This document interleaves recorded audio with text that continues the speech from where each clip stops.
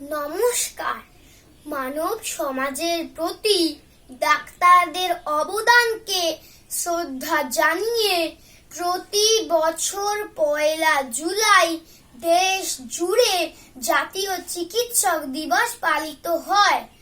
ওই দিনটি বাংলার প্রাক্তন মুখ্যমন্ত্রী ডক্টর বিধানচন্দ্র রায়ের জন্ম ও মৃত্যুদিন হিসাবে পালিত হয়।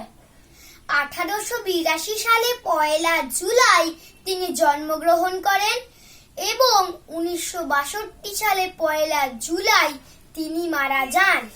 তিনি একজন মহান চিকিৎসক ছিলেন। তিনি তার জন্য ভারত রত্ন উপাধি পেয়েছিলেন।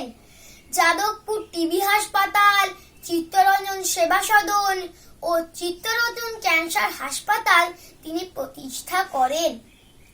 1991 সালে 1 জুলাই দিনটি প্রথম জাতীয় চিকিৎসক দিবস হিসাবে পালন করা হয়।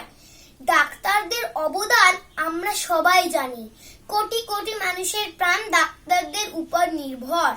তাই ডাক্তারদের ভগবানের আরেক রূপ বলা হয়।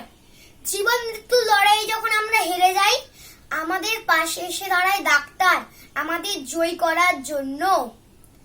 করোনা ভাইরাসের সময় ডাক্তার, নার্স ও স্বাস্থ্যকর্মীরা নিজের প্রাণের ঝুঁকি নিয়ে হাজার হাজার মানুষের প্রাণ বাঁচিয়েছেন। তাই তাদের সম্মান জানাতে প্রতি বছর 1 জুলাই দিনটি জাতীয় চিকিৎসক দিবস হিসাবে পালিত হয়। নমস্কার।